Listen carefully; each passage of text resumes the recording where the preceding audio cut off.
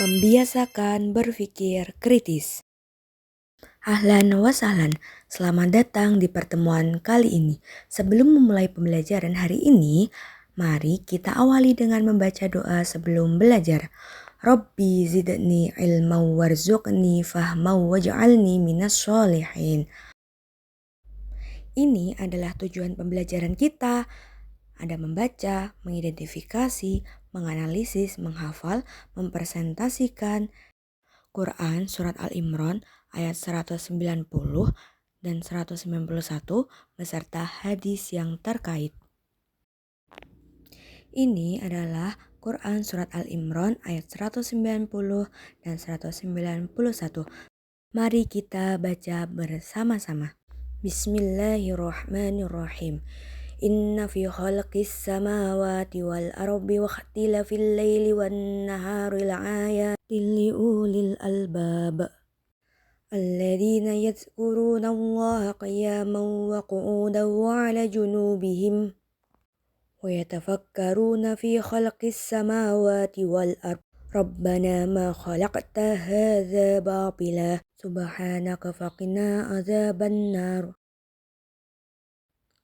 Selanjutnya adalah isi dan kandungan di dalam Quran Surat Al-Imran ayat 190 dan 191. Yang pertama, begitu banyak tanda-tanda kebesaran Allah Subhanahu wa Ta'ala yang dibentangkan di langit dan bumi, termasuk pada diri manusia. Semua itu harus dijadikan sebagai sarana berpikir bagi umat manusia, khususnya orang beriman. Agar apa? Agar dapat mengambil manfaat atau faedah dan hikmah dari keberadaan alam semesta. Yang kedua, penciptaan alam semesta seperti bergantinya siang dan malam, pusaran angin, keteraturan lintasan benda-benda langit, dan bumi dengan segala isinya. Semua itu jangan hanya dijadikan sebagai peristiwa biasa tanpa hikmah dan tujuan.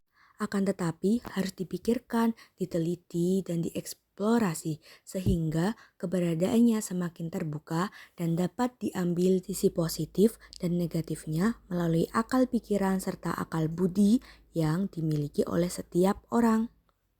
Yang ketiga, semua manfaat, faedah, dan hikmah dari beragam peristiwa yang tersebar di alam semesta tersebut hanya dapat dipahami oleh orang-orang yang memiliki akal pikiran yang sehat serta akal budi yang dikenal dengan istilah ulil albab atau ulul albab. Selanjutnya, apa sih berpikir kritis itu? Jawabannya ada di sini. Ayo coba kalian baca dan pahami. Kemudian, ini adalah hadis tentang berpikir kritis. Mari kita baca bersama-sama. An Abi Dar radhiyallahu an qala Rasulullah sallallahu alaihi wasallam tafakkaru fi khalqillahi wa la tafakkaru fi dzatillahi fatahliku. Hadis riwayat Abu Syekh. Kandungan hadis tentang berpikir kritis. Isi hadis ini membimbing kepada kita agar selalu berpikir kritis, yakni memikirkan tentang ciptaan Allah Subhanahu wa Ta'ala. Maksudnya, kita digalakkan untuk berpikir, meneliti, dan mengaji segala hal yang terkait dengan makhluk ciptaan Allah, tetapi dilarang memikirkan zatnya. Terlarang memikirkan zat Allah itu disebabkan jika dipikir zat Allah, pasti akal dan segala potensi yang dimiliki manusia tidak mampu mencapainya, sebagaimana Rasulullah Shallallahu Alaihi Wasallam menuntun kita dalam menggunakan akal dan kalbu yang dipikirkan hanya makhluknya saja, agar tidak sesat pikir yang akhirnya menjadi sesat jalan. Harus menjadi kesadaran bersama bahwa berilmu yang awalnya dimulai dari proses berpikir, objeknya hanya di seputar makhluk dan alam semesta, termasuk dirinya sendiri. Jangan sampai melampaui kapasitas akal, yakni berpikir tentang zat Allah. Berpikir itu ada batasnya, tidak sebebas-bebasnya. Ada batas yang tidak boleh dilalui dan harus berhenti, karena jika tidak, manusia sendiri yang mengalami kebingungan dan kekacauan dalam hidupnya.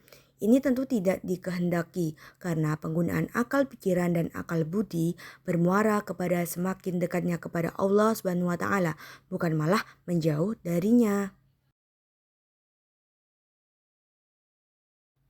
Setelah kalian memahami dari apa yang saya jelaskan tadi, sekarang giliran saya yang bertanya kepada kalian.